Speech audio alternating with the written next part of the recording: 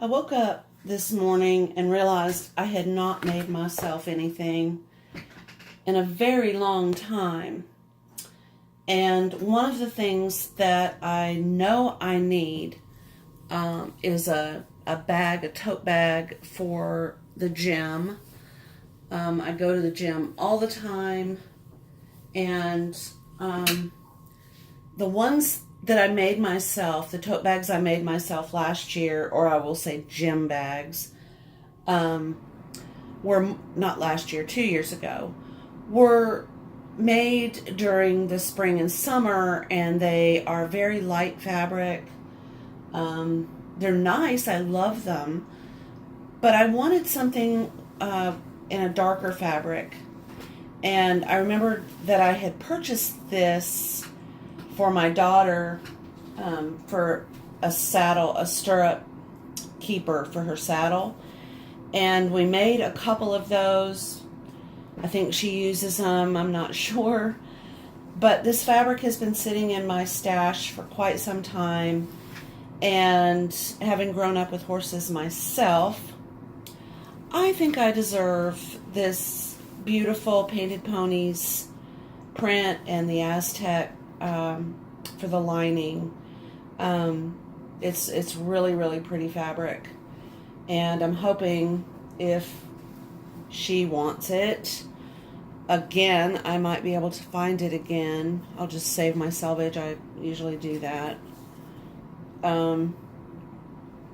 But I love the way this looks, and I think it'll be a pretty accompaniment to the Painted Ponies. So now I need to decide how large I want my gym bag to be. And already, you can tell that this is a directional print, with the horses being this direction. It'd be weird to have them upside down. So I'm kind of thinking that, honestly, for me, the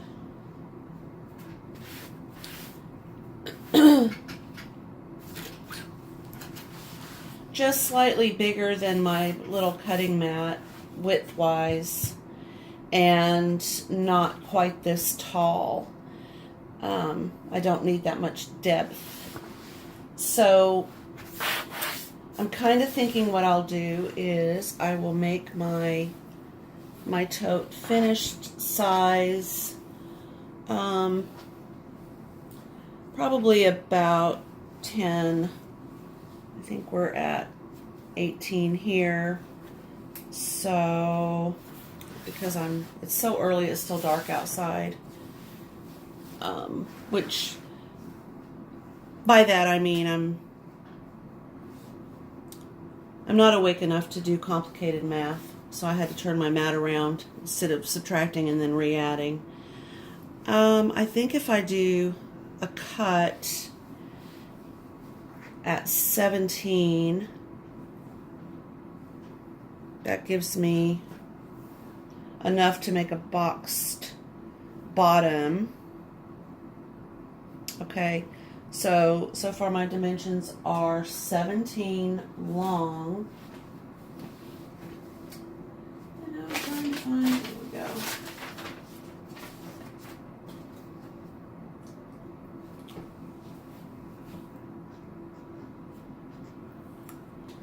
This is a friction pin, and I love it because when I hit this with the iron, it'll go away. Okay, so 17 long, and I'm going to say about 14 wide.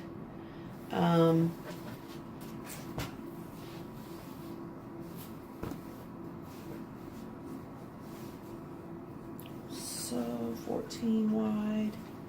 So I'll cut it at 16 wide. Oh, wait.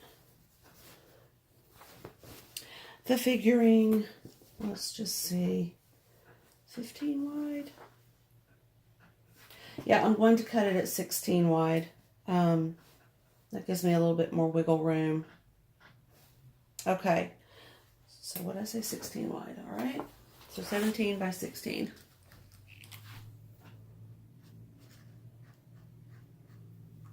Okay. All right. And the same would be said for my my lining fabric. And I have not decided yet if I'm going to use an interfacing or you know what I plan to do for stability. This is a nice heavyweight cotton. It's not a twill or a denim, but it is still a pretty nice heavyweight feeling fabric. So I'm going to press this, then I will cut it out. I will also cut out my liner, and when I come back I will have decided about whether or not to use a stabilizer inside to kind of give it some body. I just at this point I'm not sure yet. All right, I'm back with my 4 cut pieces of fabric. I have 2 17 long by 16 wide of my main fabric, and the same cut 17 long 16 wide of my lining fabric. I'm going to repress. I think I'll add a little bit of starch. I can, let's see, move you guys backwards a little bit and show you that my friction pen just vanishes like magic. All right, come back forward a little bit. I am going to try to remove the virusy camera from my computer that I added. I haven't done any videos from my computer because I've not been able to get just buckle down and get that whole situation sorted out. But I uploaded, or I put software on there yesterday for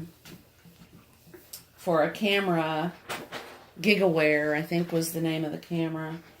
And it was so strange because the camera was working before I put the software on. Then I put the software on the computer and the camera quit working. I was just like, well, of course it would. So I'm still using my little phone. But I have another camera and I'm going to try today. I have an early gym appointment, and we'll just have to see if I get a chance to do it today. If I do, it'll probably make everything so much better. Okay, so I'm just using a little bit of heavy starch. I'm not really starching the way I normally do, which is to spray it down with starch, let it sit for a little while, and then come back and press it. I wanted it to be a little crisp, which is why I am doing this. I find that fabrics that have just a bit of starch, whether you have pre-washed or not pre-washed, and by the way, these are not pre-washed fabrics. If I were making clothing, I would probably pre-wash, but to get the sizing out, and also for just to pre-shrink. But because I'm making a tote bag for myself, I just decided they don't need to be pre-washed or soaked or bizzed or any of the other things that I usually do. Okay, I did not fussy cut this fabric. I didn't really feel like it needed it. They're sort of random. I think there is a repeat, but I don't feel like I'm looking at a repeat, so I don't feel like it needed to be scrutinized for cutting. Okay, so there's those guys. Make sure that's, yep, I was afraid of that. All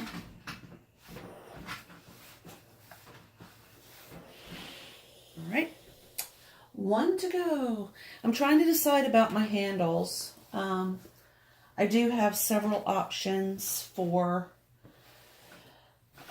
for handles. I'm trying to preserve some of this fabric so that I can make, my daughter needs a window seat, entire project, except for the construction. I'm doing the sewing.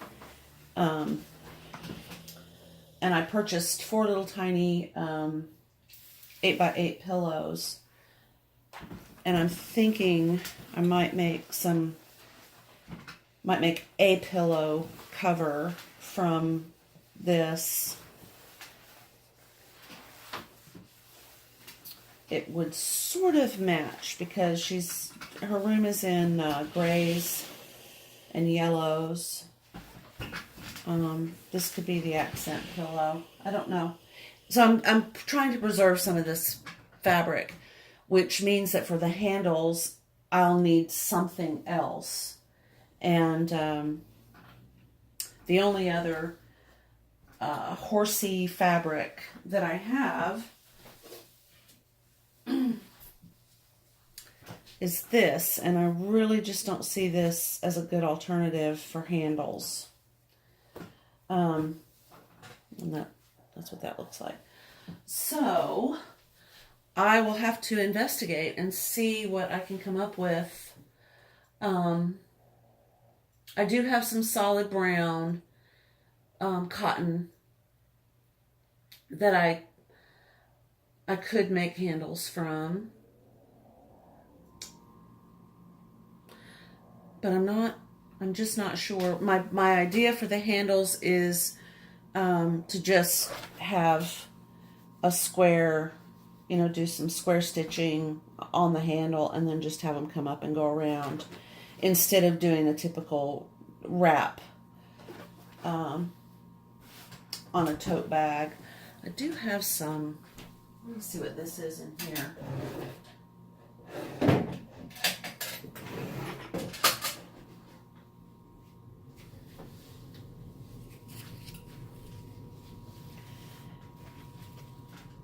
I don't know. I just feel like that's a little garish. Yeah, I'm going to make a fabric.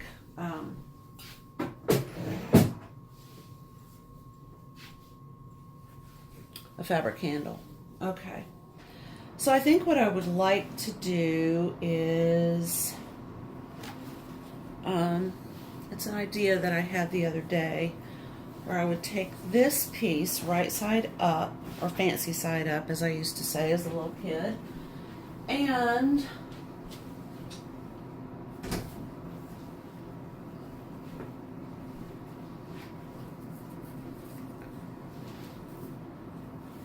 some interfacing, which I would not put on this. I would actually put that on the lining.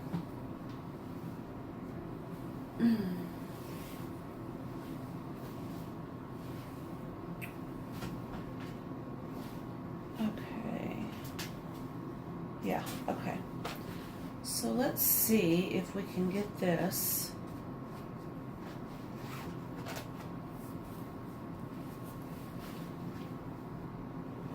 I think my iron is set on steam.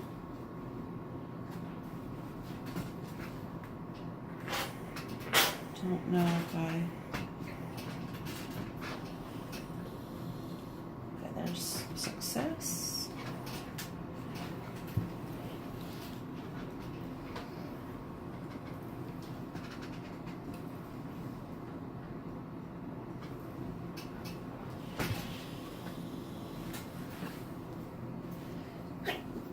Excuse me. Okay. So basically I'm just doing it the cheaty way. I'm just kind of pressing it down along the edges on my ironing board. I can see through it, so I know where it is. Okay.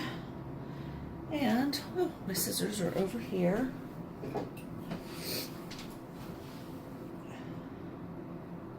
I will be trimming it. I don't like having that bulk, especially across the bottom. I always just sort of feel like it's too it's just too bulky. When you have all the fabric and the interfacing, and the seam. So while I have pressed this to my fabric lining, all the way, as you can see, I mean, it's I haven't trimmed it at all. I am going to pull it away from about a quarter or maybe an eighth, a half an inch from the edge of the raw edge of the fabric on all four sides, and just trim it out. It doesn't need to be in that seam allowance. So, all right, so I have one front and back, which I will be tidying up, and now I will do that again with my other piece of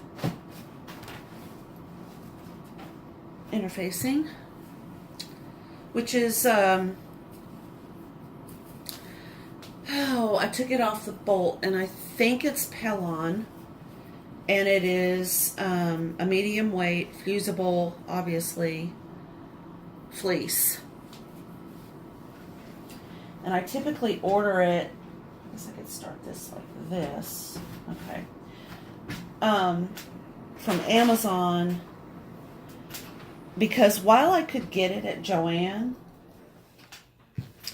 there's a couple of issues with that. One, I kind of like to buy the entire bolt. I've had employees at Joann basically act like I'm asking for the moon. And I'm not complaining about Joann. I love that store dearly. Sometimes I've gone and I've not been able to find what I wanted. It's either, they're out of it, or it's at the cutting table, and they're serving number 42, but the ticker pull thing says number 67. So you got this massive, long wait to get to speak with one of the two people at the cutting table. So that's why I typically buy it from Amazon, and really no other reason. It sometimes is a good value if you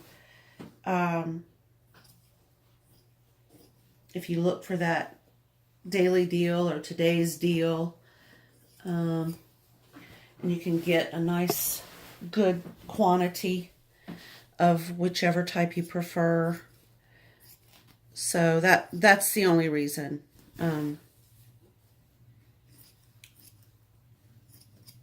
Especially with Prime, I'm often shopping Prime deals. All right, so we now have our two sides of the tote bag, and I'm going to go trim out my seam allowances on the lining and get that fusible fleece, there they are, out of my seam allowance, and I shall return. Okay, so I've returned. I have my my interfacing is attached to my fleece is attached to the lining of my tote bag, and this is the inside, this is the outside. So what I plan to do is stitch up the two sides of the outer part of my bag.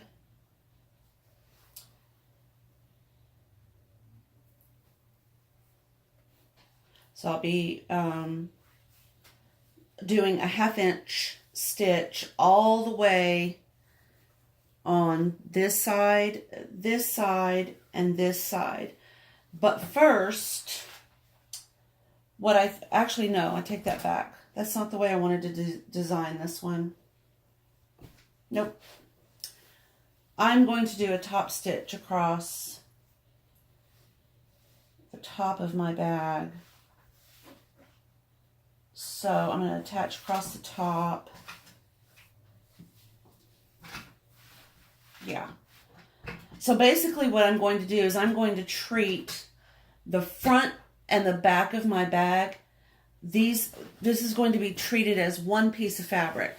So I'm going to attach across the top with a 1/2 inch seam allowance.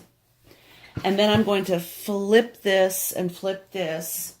And then I'm going to stitch these two pieces together and the lining two pieces together. And I'll show you how that looks when I come back. Okay, so what you want to do after you've gotten that stitched is trim, which I've already completed this side. So you want to trim down your seam allowance at the top to 1/4 inch, 1/8 of an inch. Just don't cut through your stitching, obviously. So just kind of carefully pull that down to a manageable seam allowance.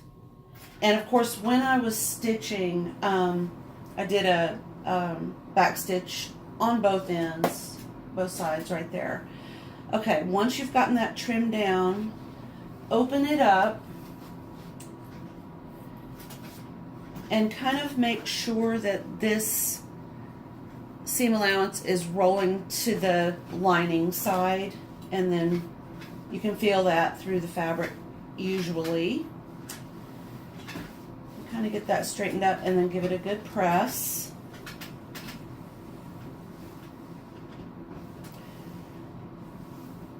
Once you feel like that's nice and flat, go ahead. While the fabric is still warm, it's easier to position that seam, that top seam right there. Give it another good press, nice and flat. And then check to make sure that your fabric hasn't completely distorted, because sometimes it will. With a little bit of interfacing and stitching, it really can distort cotton fabric and silk fabric. Okay, which obviously I'm not using silk. All right, so what I'm going to do now is I'm going to open these up.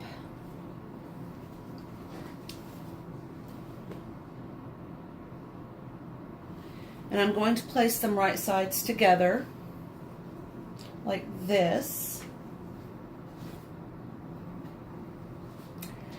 And I'm going to match this seam, which of course I'm not going to stitch.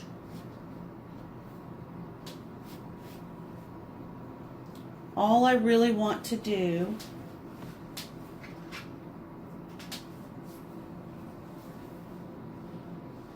is stitch the two front pieces together.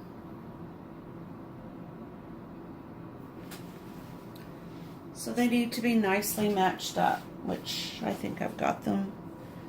Yep.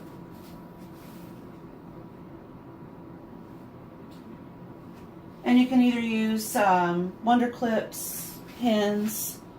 I'm going to use pins for a couple of reasons. One, this is just two pieces of cotton fabric, and the other reason I'm doing it is because my pins need to migrate back to my ironing board.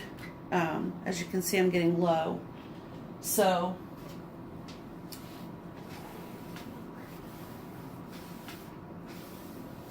all right, it looks to me, I'm just going to pop a couple pins in the center of my project to keep it from shifting while I check out my seam at the top opening. Okay. Now I want to make sure that they're sitting on top of each other, which they appear to be doing. but I can make adjustments if they're not. Okay, so like right there, pin.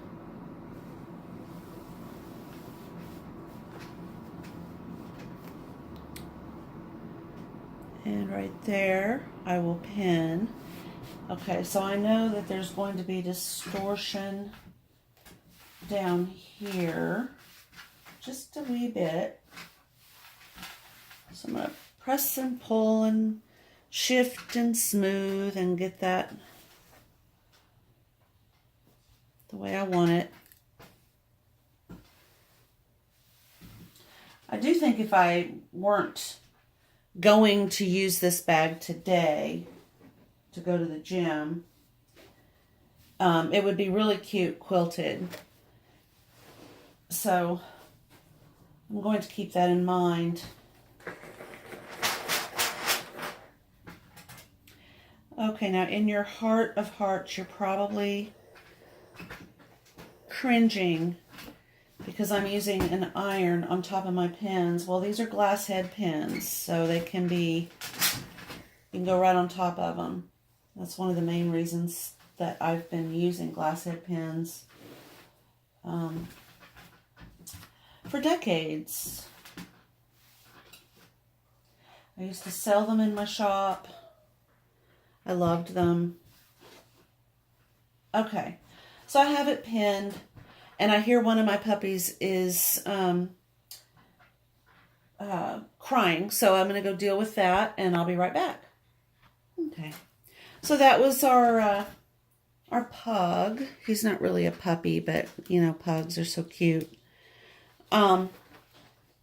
He's fine. He doesn't like, he likes to be on the bed, but he won't get on the bed without help, obviously.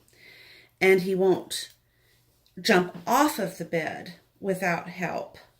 So his cue that he needs to get off the bed is a whimper. And you go in and pick him up, and his little feet just start swimming in the air. He's so cute.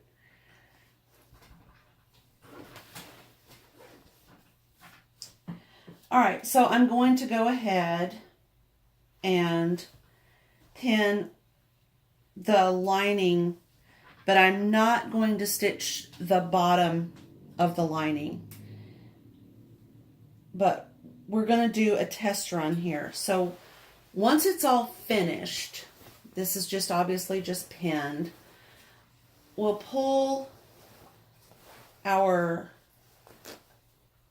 fancy fabric side out, or I guess I should quit using my baby term.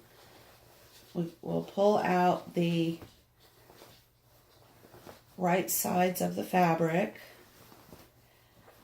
like this, and then we'll push, after we finish off this bottom part, we're going to push it through the top, which I can't really do without stabbing my fingers, but as you can see, this, here we go, this will go through, la la la la la, and then this will be, oops, there goes a pin. Basically, I know this looks really rough, but this is how this is going to be finished off. And then I'm going to stitch around the top, top stitching, and then I'm going to decide about the handle and how I want that to look. I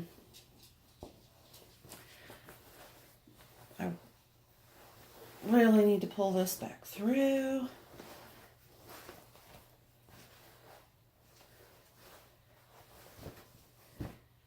All right, so we have our main outside fabric pinned together. Ouch. And I'm upside down again. Okay, there we go. Okay. So So at this point, what we've done is we've finished off the top edge on both sides, the front and the back, with a seam holding one front and one lining together. We've trimmed that down and then we've pressed.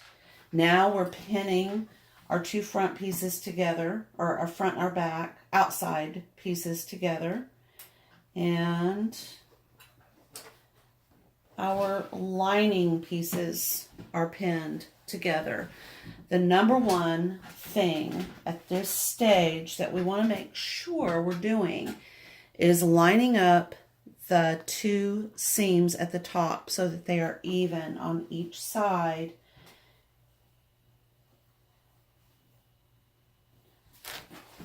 And then using the steam from our iron, and we can do that because we also have glass head pins here. Move that to the back.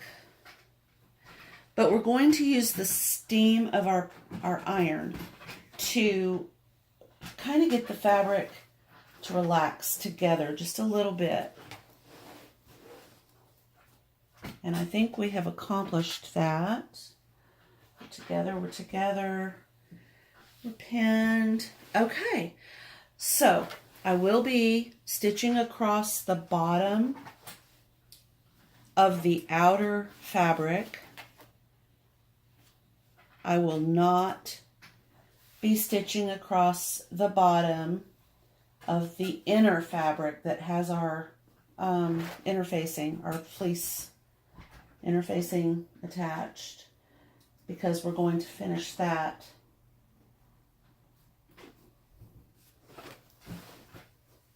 differently. All right.